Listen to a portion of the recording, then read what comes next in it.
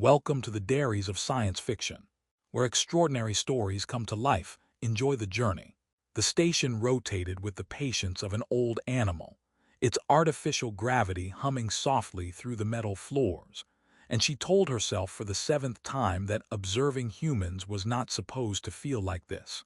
She had been trained to catalog emotional responses, to classify them into neat spectral bands. Yet the human assigned to her kept disrupting every internal chart she possessed. He leaned against a console that had clearly warned against leaning, smiling at her, as if the universe were not held together by malfunctioning reactors and polite lies. She noted his posture, the casual way he existed inside danger, and reminded herself that humans survived largely through coincidence. Her reflection stared back at her from a dark viewport. A woman who could pass for human if not for the long, elegant ears curving back from her head, too expressive for her liking. She adjusted her collar, a small act of discipline, and turned to him. He was still smiling. Humans, she had learned, smiled at the wrong moments, like a species-wide glitch. "You know," he said, tapping the console until it beeped in protest, "this station is only rated for another 6 months before it legally becomes scrap. So if it explodes, I'd like to say I was emotionally prepared." She stared at him. "You joke as a defensive mechanism." "Correct," he replied. "Also as an offensive one, depends who I'm facing." Their mission was simple on paper: transport her research data across 3 minor systems. In practice, it meant dodging customs patrols, outdated alien defense grids, and one extremely judgmental ship AI that disliked her accent. She found herself watching him as he negotiated with the AI, promising upgrades he did not possess and affection he did not mean. It worked anyway. She felt something unfamiliar tighten in her chest, not fear, not excitement, but curiosity sharpened to a point. When a proximity alarm flared, he swore cheerfully and pulled her toward the corridor without asking permission. The station shuddered, lights flickering like nervous thoughts. She should have been calculating escape vectors. Instead, she noticed how firmly he held her wrist, how naturally he placed himself between her and the threat. Humor drained from his face, replaced by something quieter and far more unsettling: focus. They reached an emergency lift, breathless, and as it descended, he glanced at her ears with a crooked grin. "I've traveled half the galaxy," he said, "and I still can't tell when your species is angry." "We find that ambiguity discourages enemies," she replied. "Good," he said, "because I'd hate to be on the wrong side of you." The lift jolted, then stabilized. Danger passed temporarily, as it often did in space. She realized then that she was smiling. The observation unsettled her more than the alarm ever could. The ship left the station behind with a sound like a relieved sigh, and she watched the stars smear into pale lines as the jump drive engaged, feeling the familiar disorientation settle into her bones. Humans called it nausea, her species called it impatience. He called it the universe forgetting where it put us for a second, which made no scientific sense, and yet somehow eased the sensation. He strapped himself into the pilot's chair with exaggerated care, muttering to the ship as if it were a stubborn animal rather than a collection of semi-legal components. "Before you ask," he said, fingers dancing over the controls, "yes, this ship has failed inspections in 3 systems, but only because inspectors lack imagination." She folded her hands, reminding herself that trust was not part of her mission parameters. Still, she found herself replying, "Imagination is statistically correlated with catastrophic error." "See," he said brightly, "you get me." They emerged from jump near a debris field that glittered like a broken crown. Remnants of a long-dead conflict neither of them had lived through, but both felt in different ways. Automated defense relics drifted between fragments of ships, ancient and temperamental. Her instruments hummed, reacting to the technology, patterns lighting up that no one had bothered to study in decades. She leaned forward despite herself, professional interest overriding caution. He noticed immediately. "That look means trouble," he said. It's the same look mechanics get right before something explodes. It means discovery, she corrected. These systems respond to neural presence. Specifically, she paused, scanning, ears tilting unconsciously, human neural presence. He stared at her. You're telling me old alien murder tech likes me? Likes is not the correct term, she said, but it is attentive. As if offended by her tone, a dormant turret flickered to life. He swore again, less cheerfully this time, and twisted the controls, sending the ship into an inelegant spiral. She grabbed the edge of the console, calculating survival odds that kept changing because he refused to fly in straight lines. "Why are you moving like that?" she demanded. "Because," he said, grinning despite the sweat on his brow, "the turret expects competence." A near miss rattled the hull. The ship AI complained loudly. She should have been furious. Instead, a sharp, unexpected laugh escaped her, brief and startled, as the turret powered down in apparent confusion. He glanced at her, surprised, then smiled more softly. "See," he said, "we're good together. You confuse ancient weapons. I confuse everything else." As they cleared the field, her laughter faded, replaced by a quiet awareness. Against all logic, the universe seemed to bend slightly around him, responding not to strength or intelligence, but to stubborn, reckless care. She told herself she was merely observing. She did not yet admit she was beginning to understand. They docked at a relay outpost that pretended to be neutral, which in her experience meant it sold weapons to everyone and smiles to no one.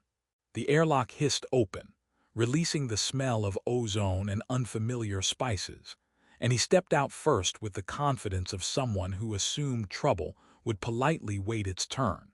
She followed, adjusting her pace to his without acknowledging the choice. Her ears twitched despite her effort to keep them still. Too many signals, too many minds brushing against her senses. "Rule of thumb," he said quietly. "If someone offers you food here, it's either poisoned or an invitation to marriage." "That is statistically improbable," she replied. "Only if you survive long enough to collect data." They moved through the market ring, past merchants hawking gravity charms, illegal star maps, and a creature that claimed to predict the future by insulting passers-by. It told him his death would be embarrassing. He thanked it for the warning and tossed it a coin. She watched this exchange with growing confusion. Humans, she noted, conversed with danger as if it were a colleague rather than a threat. Her data slate chimed softly. She frowned. "We are being tracked." He didn't break stride. That'll be the part where our relaxing stop turns educational."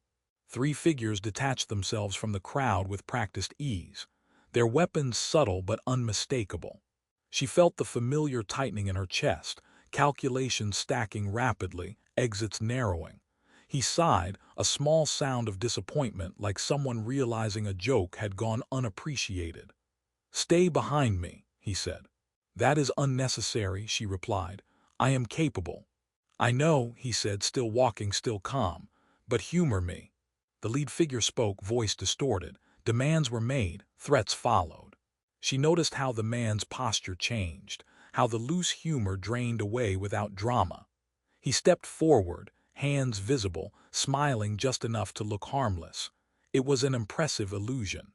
"You know," he said conversationally, "I was hoping today would involve less kidnapping." A shot rang out, too close. She reacted on instinct, triggering a localized field that bent light and sound.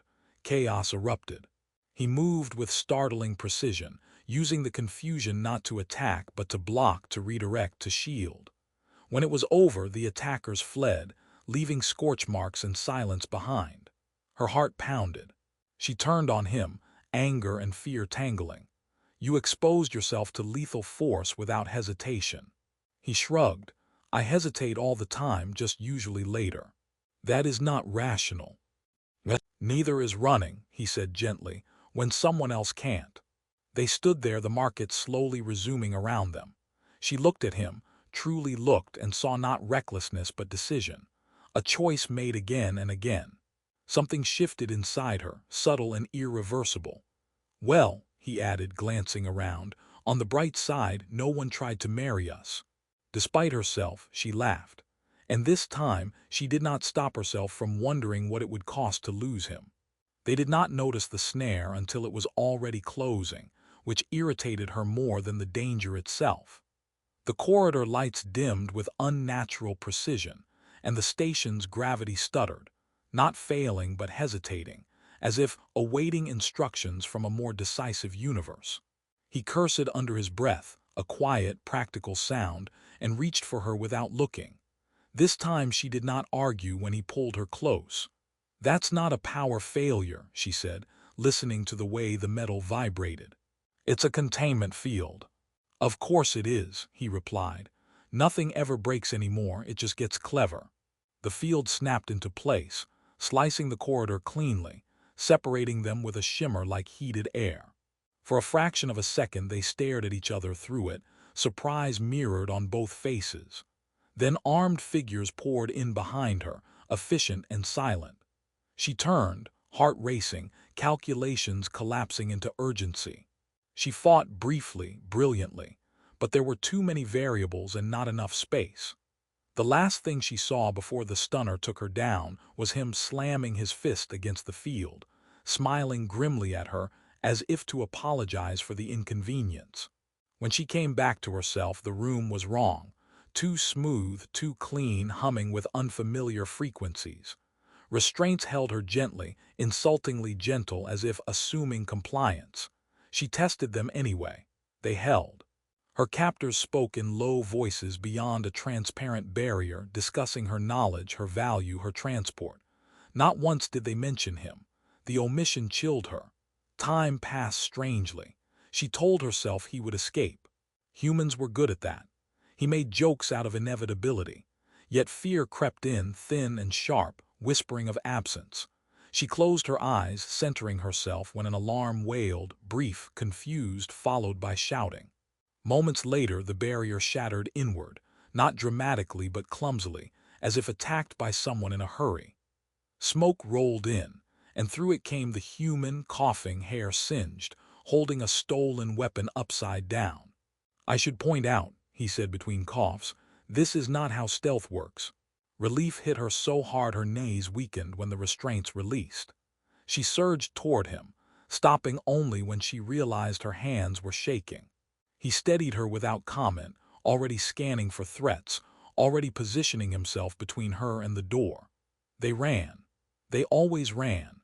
This time they made it back to the ship with seconds to spare, collapsing into the pilot's seats as the engines roared to life. Only when the stars stretched in safety, however temporary, wrapped around them did silence fall. She turned to him, anger breaking through fear. "You risked your life." He exhaled slowly. "Yes." "For Data," she said. "For you," he corrected quietly. She laughed then, brittle and disbelieving. "That is an excessive response." He met her gaze, humor gone, voice low.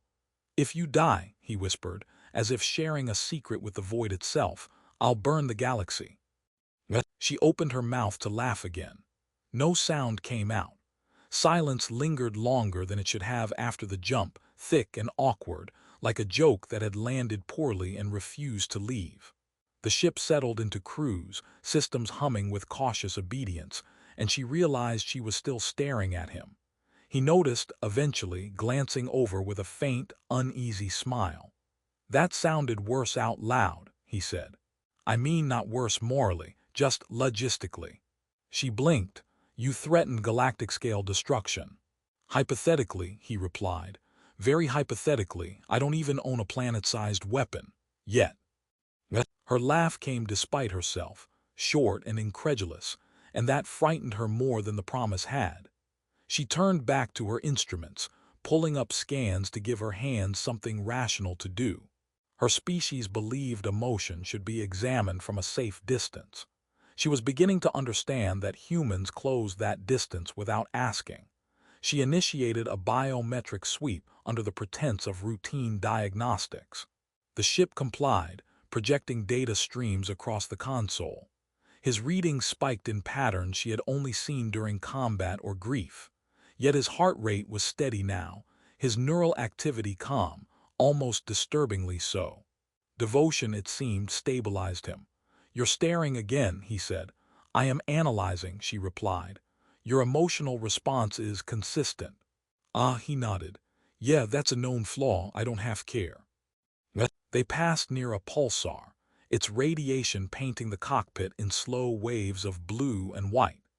Ancient sensors embedded in her collar reacted, translating the energy into faint harmonics she could feel along her spine. She wondered, not for the first time, how many civilizations had risen and burned beneath stars like this, fueled by promises made in moments of fear or love. "You scared me," she said quietly. He winced. "Sorry. That part was not intentional. The galaxy-burning part was." "That part," he admitted, "was honesty." She turned to face him fully, ears angled forward despite her discipline. "In my culture, such statements are reserved for vows or declarations of war." He considered this. "Then I probably misfiled it." Despite everything, she smiled. Humor crept back in, easing the tightness in her chest. "You realize," she said, "that if my superiors learn of this, they will classify you as a potential extinction event." "Do I get a badge?" he asked. "Or is it more of a pamphlet situation?" She shook her head, amusement threading through the lingering fear. Yet beneath it all, something heavy settled into her awareness. His loyalty was not loud or dramatic. It was quiet, immovable, like gravity itself. She understood now why ancient weapons had responded to him, why danger seemed to bend around his choices. As the ship sailed on, she logged her findings carefully, leaving one field blank. Some data, she decided, could not be measured without becoming something else entirely.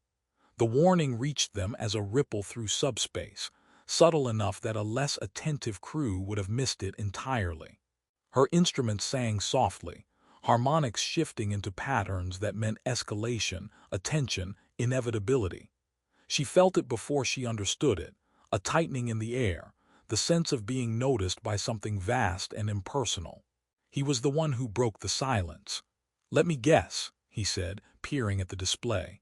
"That's either a weather alert or someone very powerful wants to ruin our day." "It is a summons," she replied, "from a coalition tribunal. They are concerned about you." He leaned back in his chair, considering. "I was hoping to be famous for something cooler." The ship adjusted course under remote command, pulled gently but firmly toward a rendezvous point that glowed like a held breath in the dark. As they traveled, tension built in quiet layers. She found herself watching him again, cataloging small things. The way he cracked his knuckles when thinking, the way humor surfaced precisely when fear threatened to become real. The tribunal chamber existed partially out of phase, its architecture folding in on itself with elegant hostility. Holographic figures surrounded them, their voices layered with authority and concern.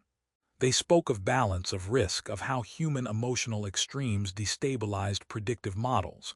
She listened, ears angled forward, anger sharpening her focus. "He is not a weapon," she said. "No," one figure replied. "He is worse. He is willing." He raised a hand. "In my defense, I'm also very tired." Despite herself, she smiled. The tribunal did not. Warnings followed. Restrictions. Suggestions that separation would reduce probability of catastrophe by measurable margins. She felt the words like pressure against her chest, each one an attempt to simplify what had become terrifyingly complex. When they were released, the ship felt smaller, quieter. He broke the silence first, as always. "So, on the plus side, we're officially above average threats." She turned to him.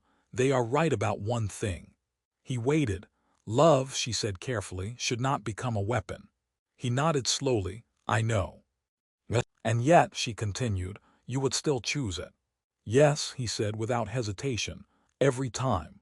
The honesty of it left no room for argument.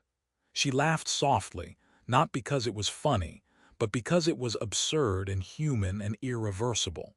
Outside the viewport, fleets shifted, borders hardened, stars burned on in patient indifference.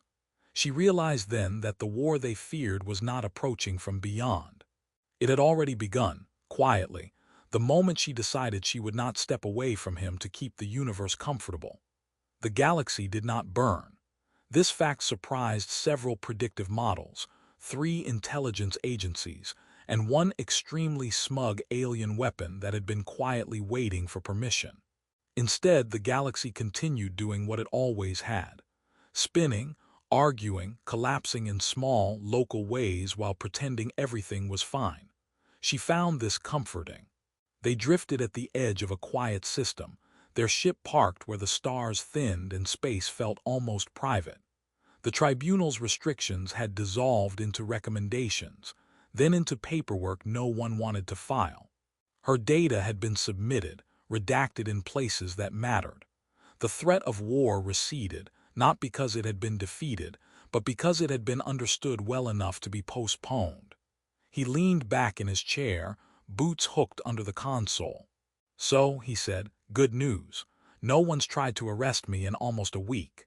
"That is an improvement," she replied. "Statistically significant." She watched the stars without scanning them, aware of the difference. Once she had needed numbers to justify every feeling. Now she allowed herself to sit inside uncertainty without dissecting it. Her ears tilted back in a posture she would once have corrected. She did not correct it now. "You know," he added, "I've been thinking about that whole galaxy-burning thing."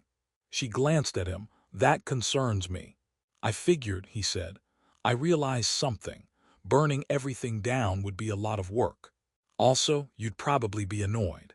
She laughed fully this time, the sound unrestrained. "You are learning." "I try," he said. "For example, I've decided my new goal is to stay alive." Her smile softened. "That is a difficult promise." "Yeah," he admitted, "but you asked." She had. Somewhere between fear and faith, she had asked him to live. In doing so, she had chosen something unprecedented for her species. Not safety, but connection. Not observation, but participation. Her final report remained unfinished. The blank field stared back at her, waiting to be labeled. Instead of filling it with conclusions, she closed the file. "What happens now?" he asked. She considered the question, once unthinkable, now simple. "Now," she said, "we continue together with caution and humor." He grinned. "I'm very good at one of those." As the ship eased back into motion, the universe did not tremble. No stars went dark. Yet something fundamental had shifted all the same. Love had not become a weapon. It had become a boundary, one she would defend, one he would respect. And in that balance, the galaxy was allowed to keep breathing.